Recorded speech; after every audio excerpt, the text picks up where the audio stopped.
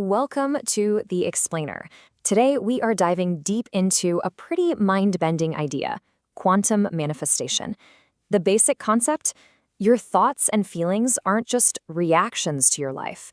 They're actually creating it. So how in the world is that supposed to work? Let's get into it.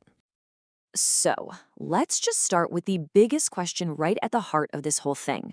Do your thoughts and feelings actually shape your reality? According to this theory, the answer isn't just yes, it's an absolute resounding yes.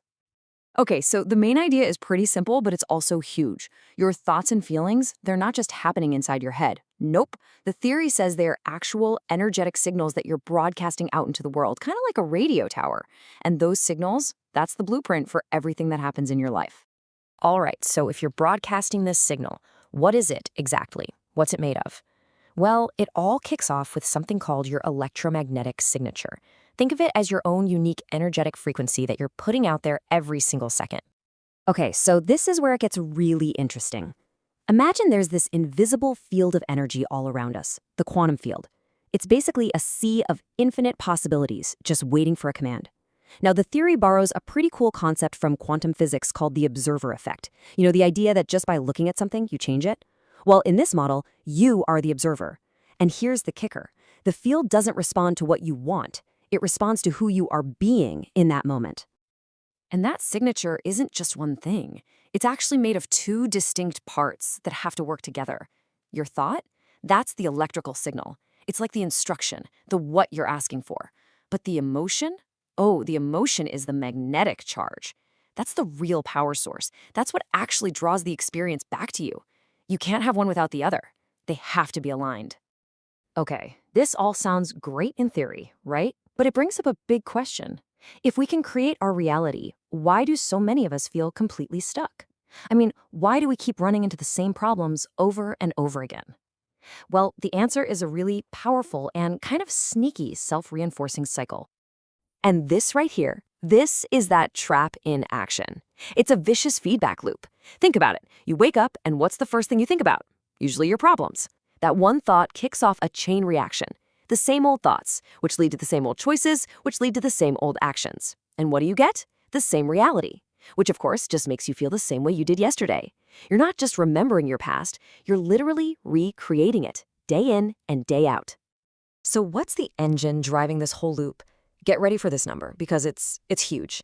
The theory suggests that by the time we're about 35 years old, a whopping 95% of who we are is just a set of memorized behaviors, habits, and emotional reactions. We're basically running on subconscious programs, on autopilot. Okay, enough about being stuck. Let's talk about the solution. How do we break the cycle? It's all about moving from that autopilot mode into becoming a conscious creator of your reality. And this is the absolute core of the shift. It's moving from a victim mentality to a creator mentality.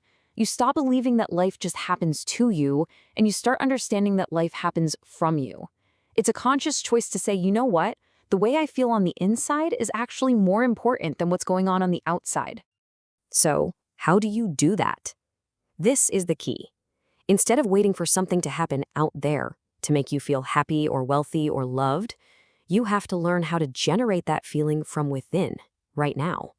You're basically teaching your body, emotionally, what your future is supposed to feel like before it even happens. So if we're going to create a new future, we need some fuel for the engine, right? What are the feelings that carry the most powerful magnetic charge? What actually pulls that new reality towards you? And the theory says the most powerful fuel you can use comes from what it calls elevated emotions. Things like gratitude, which signals that you've already received what you're asking for. Love, which connects you to everything. And joy, which is the feeling that your future has already happened. These aren't just fluffy, nice feelings. In this model, they're the actual engine of creation. And this quote just nails it. When you feel truly, deeply grateful for something that hasn't even shown up in your life yet, you're basically collapsing time. You're sending out the loudest, clearest signal that what you want isn't in the future anymore. It's happening right now. Now, this might all sound a bit out there, but there's actually a biological process at play here. Let's look at the science of how you can literally rewire your brain to become someone new. You've probably heard this famous phrase from neuroscience. It's the bedrock of something called neuroplasticity. And all it means is that when you repeatedly activate certain pathways in your brain, those connections get stronger, faster, and more automatic. You are physically changing your brain. And here's how you put that principle into action.